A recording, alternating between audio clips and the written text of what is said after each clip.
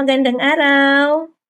Sa linggong ito, aralin natin sa ating health ang tungkol sa tamang paggamit ng kasangkapan na nasa ating tahanan at mga kagamitang pambahay na mapanganib kapag nakain o naamoy.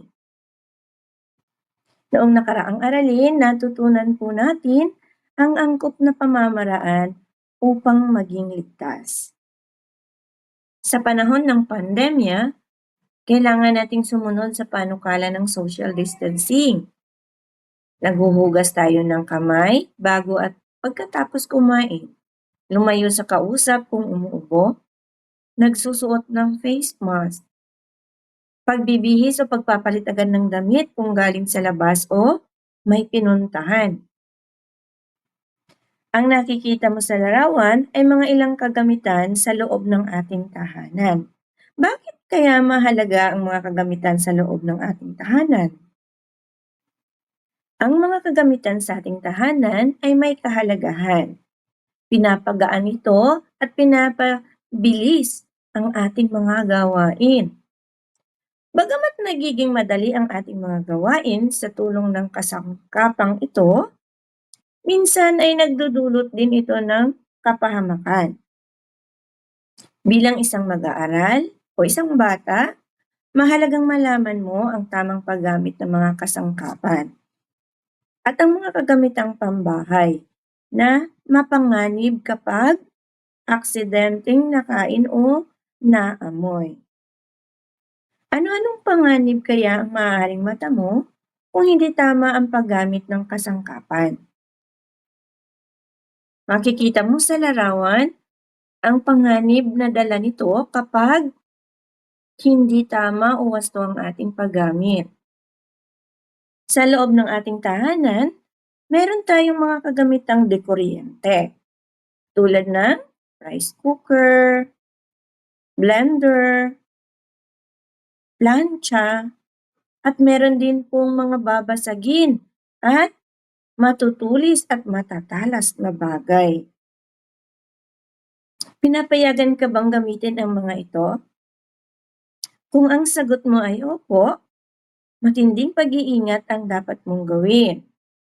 Kung ang sagot mo naman ay hindi po, kaya po ay hindi ka pinapayagan dahil ang mga ito ay mapanganib. Sa mga matutulis na bagay, katulad ng gunting, kutsilyo, maaaring mapanganib ito kung hindi wasto ang iyong paggamit. Kung hindi wasto ang paggamit ng plancha, magiging sanhi ito ng sunog. O di kaya'y pagkapaso. Ang posporo at mga dekuryenteng gamit, kailangan maingat nating gamitin. Dahil kung hindi wasto ang paggamit nito, ang nasa larawan ay maaaring mangyayari sa atin. Ang mga babasaging bagay ay dapat maingat nating gamitin. Dahil kung hindi wasto ang paggamit nito, maaaring magresulta sa pagkasugat. Sa inyong tahanan, may kasangkapan o gamit ba na katulad nito? Pinapayagan ka bang gamitin ang mga ito? Ang bagay na nasa larawan ay ginagamit nating panglinis o chemical na ginagamit natin na pampatay ng mga insekto. Ito ay mapanganib kapag iyong nakain at naamoy.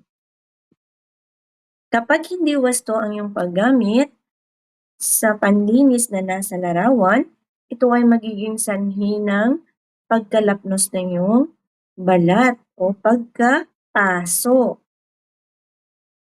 Ang bagay na nasa larawan ay lubhang mapanganib kung ito ay inyong aksidenteng naamoy o di kaya'y nainom. Ang mga gamot na ating nakikita sa loob ng ating tahanan, huwag po natin basta-bastang inumin. Kailangan muna natin kumonsulta sa doktor upang maiwasan natin ang panganib sa ating kalusugan. Ang mga bagay katulad ng ating nabanggit kanina, kapag ito ay ating ginamit, kailangan ang masusing pag-iingat. Katulad sa mga chemical na ginagamit natin sa panlinis, kailangan gumamit po tayo ng guwantes o gloves. Sa mga bagay naman na may masangsang na amoy, yung chemical na dala ng mga pang-spray o pampatay sa mga insekto, kailangan po natin gumamit ng mask. Subukan natin ang iyong natutunan. Tingnan ang larawan, suriin ito, sabihin ang opo o hindi po kung ang ipinapakitang gamit ay mapanganib kapag hindi wasto ang paraan ng paggamit. Ito ba ay mapanganib kung hindi wasto ang iyong paggamit? Kung ang sagot mo ay opo, tama. Kailangan ng pag-iingat kapag ginamit mo ito dahil ito ay dekuryente at mainit. Nakakapaso po ito ng balat. Ang bagay ba ito ay mapanganib?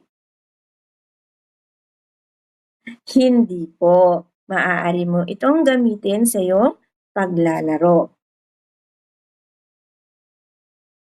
Ito ba ay mapanganib? Opo, ito po ay mapanganib kapag pinaglalaruan mo ito. Ito po ay magiging sanhi ng pagkasunog ng mga ari-arian. Ito ba ay mapanganib? Opo, dahil ang gunting ay matalas at matulis. Ito ay magiging sanhi ng pagkasugat kapag hindi wasto ang iyong paggamit. Ito ba ay mapanganib? Opo. Kung ang bagay na ito ay ginagamit, kailangan mo gumamit ng mask at saka guwantes. Pagyamanin pa natin ang iyong kaalaman. Kumuha ng papel at lapis. Lagyan ng check kung mga gamit sa bahay na mapanganib kapag nakain o naamoy, at X naman kung hindi. Isulat lamang ang iyong sagot sa papel. Maaari niyo pong i-post ang video upang bigyan ng sapat na oras ang iyong sarili sa pagsagot. Magkatulad ba tayo ng sagot? Magaling! Tandaan, bilang isang mag-aaral, mahalagang malaman mo ang tamang paggamit ng mga kasangkapan na nasa inyong tahanan at ang mga kagamitang pambahay na mapanganib kapag nakain o naamoy ang mga ito. Dito po nagtatapos ang ating aralin sa health. Bye! See you next time!